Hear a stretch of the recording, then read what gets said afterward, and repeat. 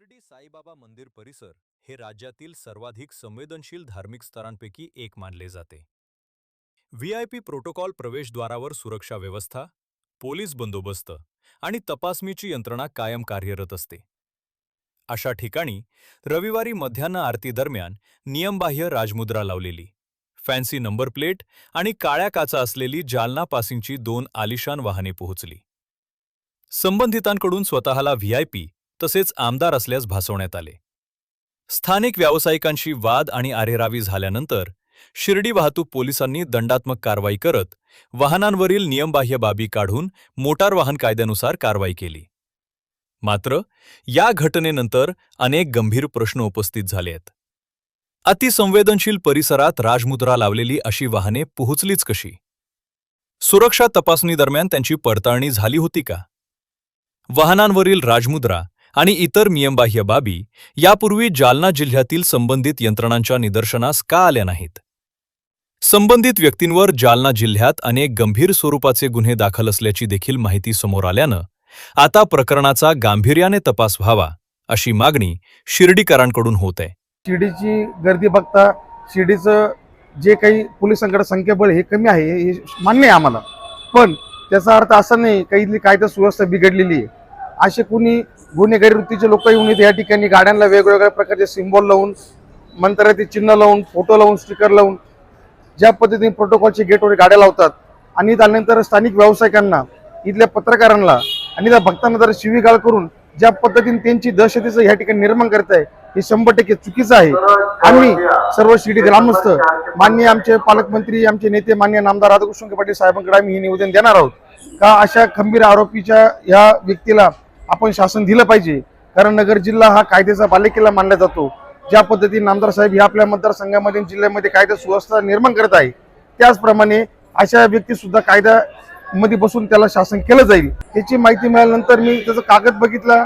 किमान जालना जिल्ह्यामध्ये त्याच्यावरती गंभीर स्वरूपाचे असे 13 ते 15 गुन्हे दाखल आहे.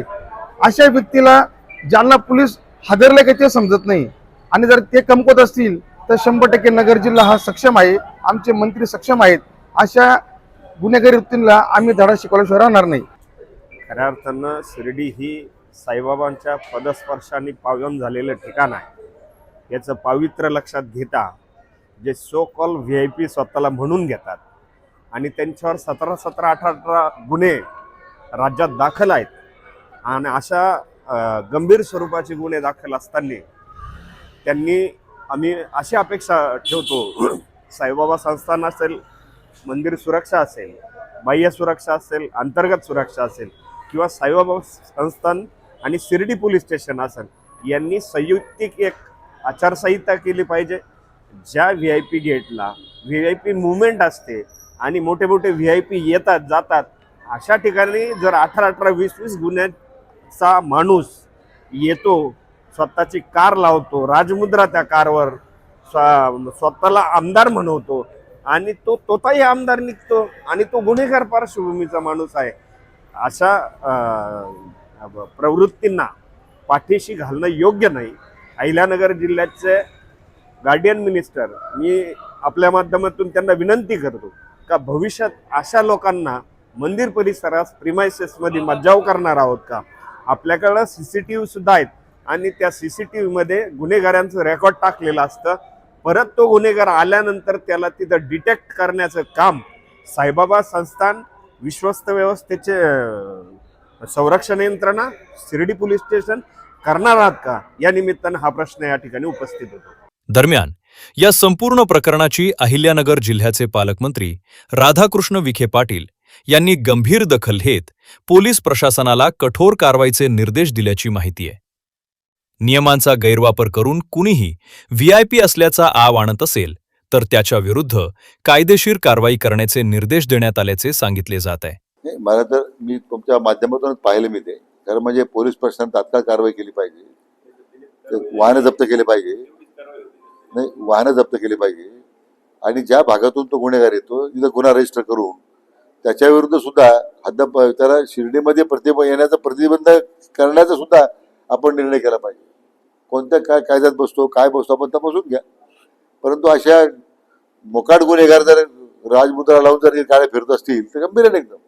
पण तो राजमुद्रा लावणाऱ्या व्यक्तीचा तो म्हणजे तो तो तो आपल्या राजमुद्राचा अवमान आहे, तो गंभीर गुन्हा असू. नाही, शिर्डी पोलिसांनी त्याची कारवाई केली, चौकशी निश्चितपणे केली असणार आहे, तरी माहिती घेतो मी.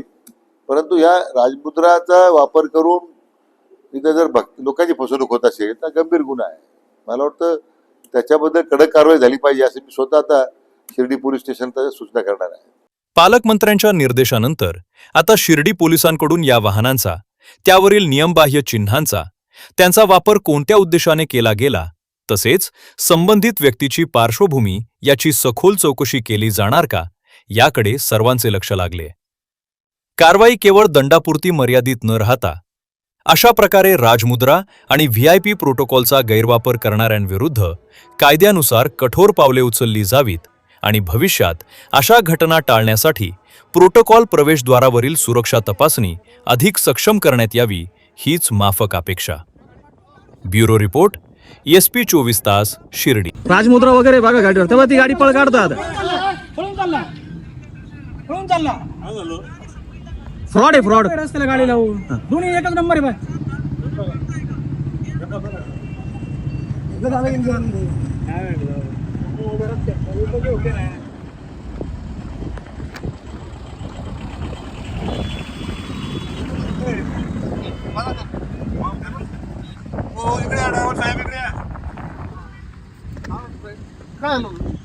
आम्ही गाडीचे दोघं गेले, आमचे वडील वय आमचे ते गेल्यानंतर तिथे गेले ना, बाहेर आलो. आपलं नाव काय? रमेश. काय करतो? ते राजमुद्रा लावली म्हणून आमदार साहेबांचा. नाही, गाडी कुणाची आहे? माझी. ती राजमुद्रा हे अहो, हे जे काचेवर तुम्ही लावलेले राजमुद्रा आहे, पोलीस स्टेशनला घ्या. ही गाडी तुमचीच आहे ना? ही कोणाची आहे? SP बोला बरं ड्रायव्हर.